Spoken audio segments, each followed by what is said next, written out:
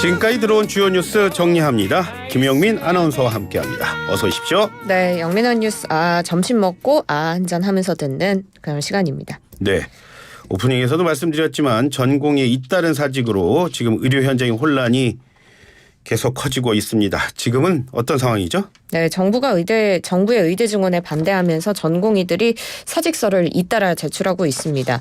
주요 100개 수련 병원에서 이 사직서를 제출한 전공의가 9,000명에 육박하는 것으로 나타났는데요.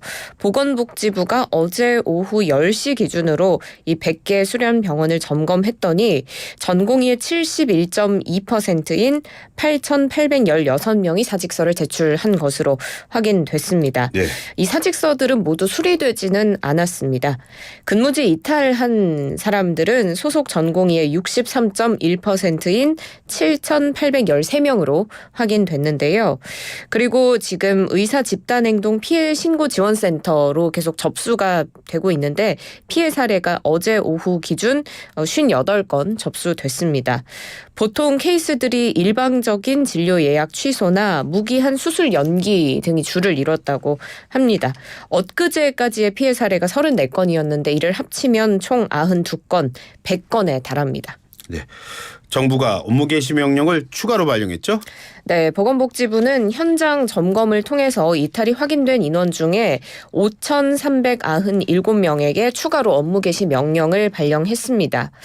지금 복지부가 수련병원 100곳 중에 50곳의 직원을 파견해서 현장을 점검하고 업무 개시 명령을 했는데도 복귀하지 않은 전공의에 대해서는 면허 정지와 같은 행정처분도 내린다는 방침인데요.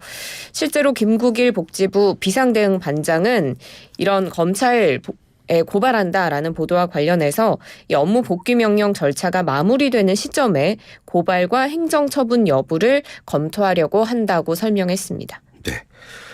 자, 정치권 소식 알아보겠습니다. 더불어민주당 공천관리위원회가 2차 전략공천, 단수공천 심사 결과를 발표했죠? 네, 더불어민주당이 오늘 오전에 2차 전략공천 심사 결과 발표했습니다.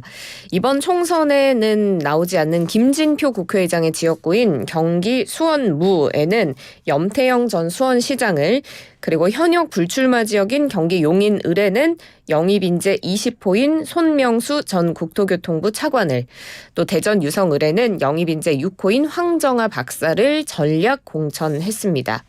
그리고 민주당의 전략 공관위는 지금 선거법 위반으로 실형이 확정돼서 의원직을 잃은 임종성 전 의원의 지역구인 경기 광주 을 지역구에 100% 국민 경선을 통해서 후보를 정하기로 결정했습니다. 예. 여기에 3명이 경쟁을 하게 됐는데 이 경선 대상에서 이재명 대표로부터 불출마를 종용받았다라고 주장했던 문학진 전 의원은 제외가 됐습니다.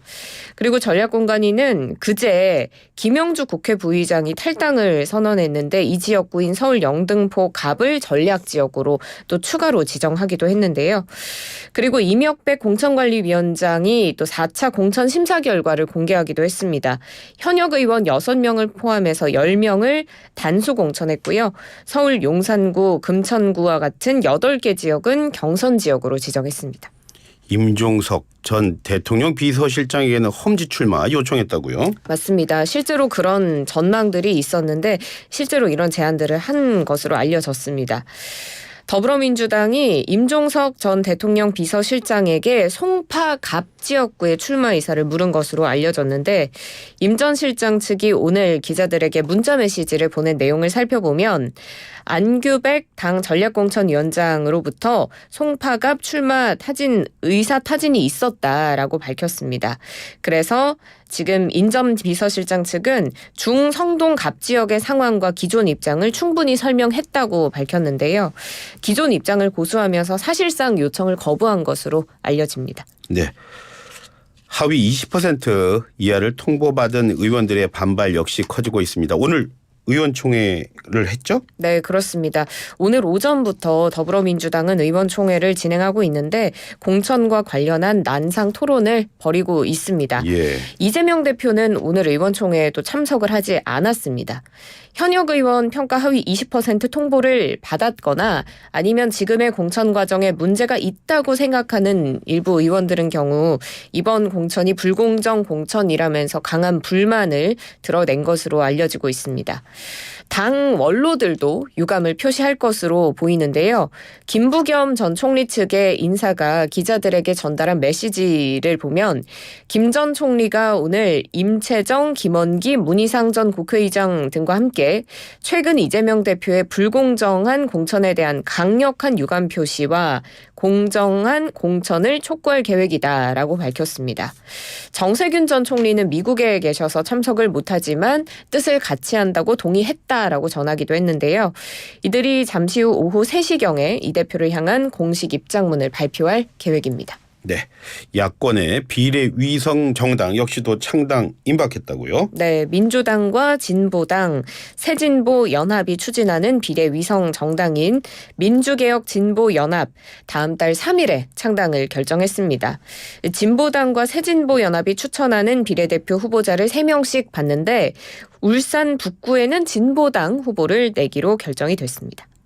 울산 북구 진보당 후보는 지역구 말씀하시는 거죠? 예, 다음 소식 알아보도록 하겠습니다. 국민의힘 공천 상황도 한번 정리해 주시죠. 네, 윤석열 정부의 초대 외교부 장관을 지낸 국민의힘의 박진 의원, 서울 서대문 을 출마를 어제 선언했습니다. 수도권 내에서 첫 3선 이상 중진의 지역 재배치인 건데요.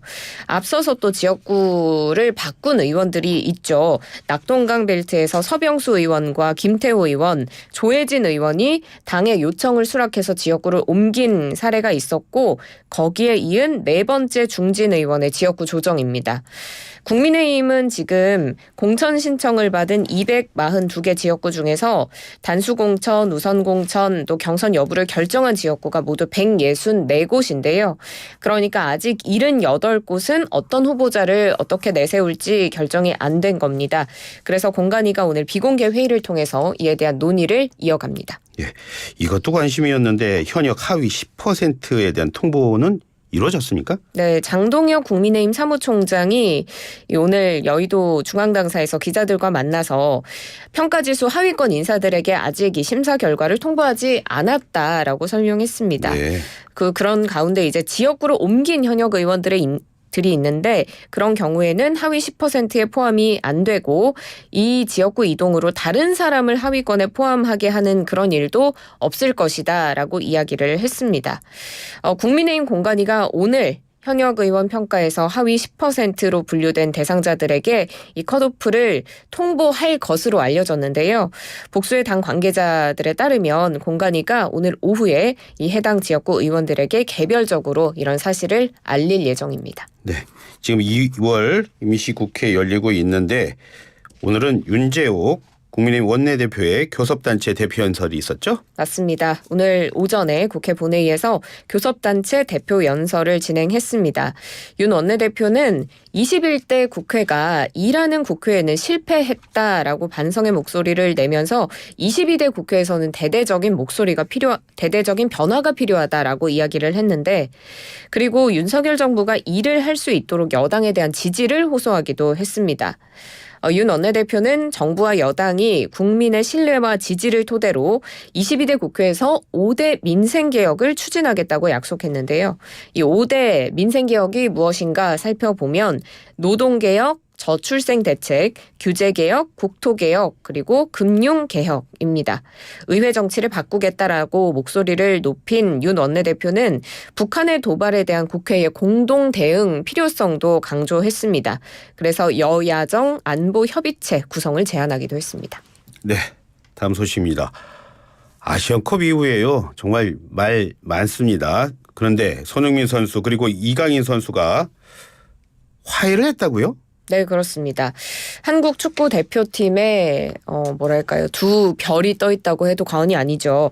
파리 생제르맹의 이강인 선수, 토트넘의 손흥민 선수 불화설에 휩싸였었는데 화해했습니다. 이강인 선수가 손흥민 선수가 있는 런던을 찾아가서 진심으로 사과를 했고 손흥민 선수가 이 사과를 받아들인 겁니다.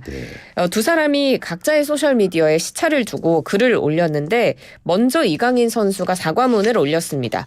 절대로 해선 안 될 행동을 했다. 흥민이 형을 비롯한 팀 전체 그리고 축구팬 여러분께 큰 실망을 끼쳤다면서 흥민이 형을 찾아가서 진심으로 사과했다고 밝혔습니다. 그러자 손흥민 선수가 이강인 선수와 함께 밝게 웃으면서 찍은 사진을 올리고 글을 게시했는데 손흥민 선수는 대표팀 선배로서 또 주장으로서 강인이가 보다 좋은 사람, 좋은 선수로 성장할 수 있도록 옆에서 특별히 보살펴 주겠다고 했습니다. 그러면서 강인이가 너무 힘든 시간을 보내고 있으니 한 번만 너그러운 마음으로 용서해달라라고 말하기도 했습니다. 네. 마지막 소식입니다. 일제 강제동원 피해자가 일본 기업이 낸 돈입니다. 이걸 처음으로 받았다고요? 맞습니다.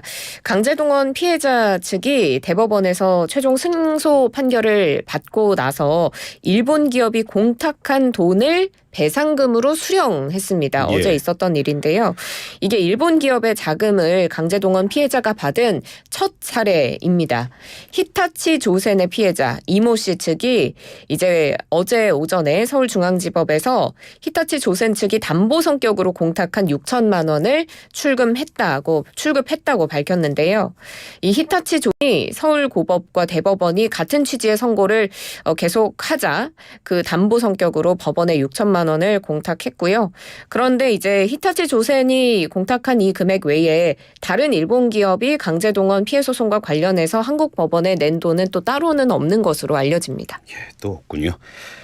여기에 대해서 일본 정부 뭐 입장 그런 게 있었습니까? 네.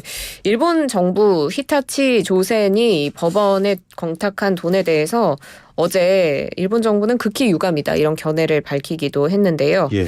하야시 요시마사 관방장관이 기자회견에서 이 히타치 조센의 공탁금 출급에 대해서 한일 청구권 협정 제2조에 명백히 반하는 판결에 기초해서 일본 기업에 부당한 불이익을 주는 것이다. 극히 유감스럽다라고 이야기를 했습니다. 그리고 이제 일본 정부가 오늘 윤덕민 주일 한국 대사를 초치해서 직접 항의하기도 했는데요. 예. 하야시 요시마사 관방장관이 정례 기자회견에서 밝힌 내용인데 오카노 마사타카 외무성 사무차관이 이 윤덕민 대사를 초치했다고 밝혔고요. 또 다시 같은 메시지를 냈습니다. 한일 청구권 협정 제2조에 명백히 반하는 판결이었고 이건 일본 기업에 부당한 불이익을 지우는 것이다라고 항의를 했습니다.